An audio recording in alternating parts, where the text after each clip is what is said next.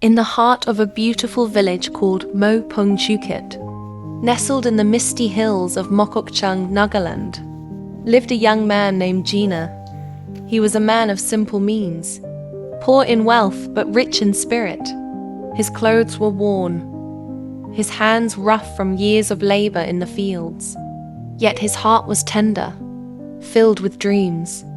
Across the village, in a grand house adorned with intricate wood carvings, lived Etiben, a woman of exceptional beauty and grace. She was not only known for her striking appearance, but also for her intelligence and kindness. Suitors from near and far arrived at her doorstep, bearing gifts of cattle and gold, hoping to claim her hand in marriage. But Etiben's heart had already chosen someone, Jina. Their love was not born from riches or status, but from something far deeper.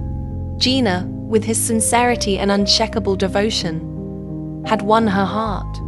He often played his kotakongi, the notes weaving through the wind like whispers of longing, while Etiben sat beside him, her delicate fingers tracing patterns in the dust, her gold ornaments glinting under the sun.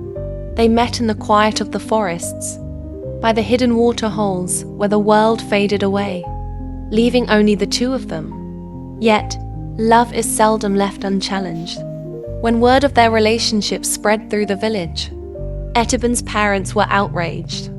They could not fathom their daughter, the pride of their family, choosing a man who had nothing to offer. To break their bond, they set a condition. Jina must present a dowry of cows and oxen, more than any poor man could ever hope to possess. The demand was not just a test, it was a wall, a barrier impossible to cross. Jina, though determined, could not conjure wealth from thin air. He pleaded with the elders, sought help from distant relatives, but his fate was sealed. Then came Tenyor, a man from the neighboring village of Sangretsu. He was wealthy, powerful, and most importantly, willing to meet the dowry demand. He arrived at Etiben's home with herds of cattle, his confidence unwavering. Etiben's parents, blinded by greed and status, readily accepted his proposal. They did not hear Etiben's pleas, nor did they see the sorrow in her eyes. Etiben tried everything. She feigned illness, refused food, even locked herself in her chamber for days. But no trick, no desperate act could change what had been decided. And so, under the watchful eyes of the entire village, she was married off to Tenyor. Jina stood in the shadows that day, watching helplessly as the love of his life was taken from him. His hands clenched into fists, his heart shattered into pieces, yet he remained silent. He was powerless against the force of tradition, against the weight of expectations. That love does not surrender so easily. Even after her marriage, Etiben could not bear the thought of a life without Jina. They found ways to meet, their stolen moments more precious than gold. In the fields, where the tall grass swayed like silent witnesses, they whispered their sorrows to each other. In the forests, beneath the moon's mournful glow, they dreamed of a world where they could be together.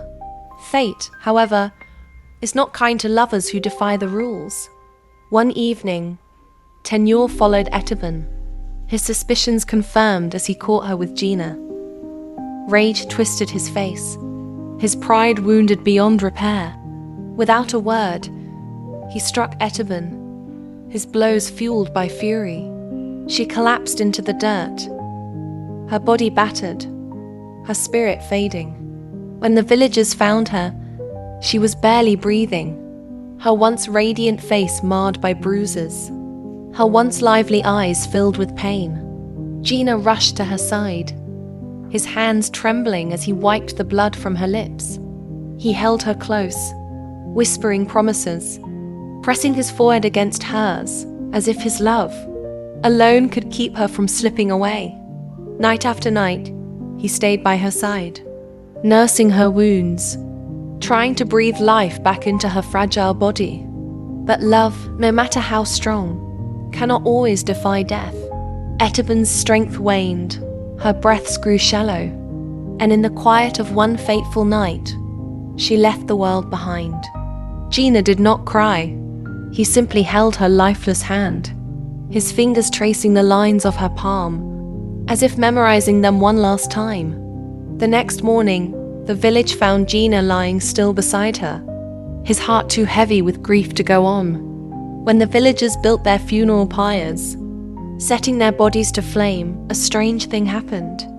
As the fire crackled and roared, two smoky figures rose from the embers, hand in hand, their silhouettes dancing in the sky. The people watched in silence, their disbelief melting into sorrow as they realized what they had lost.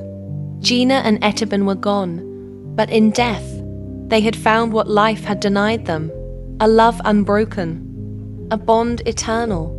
And so, the wind carried their story, whispering it through the trees, weaving it into the songs of the villagers, ensuring that the tale of Jina and Etiben would never be forgotten.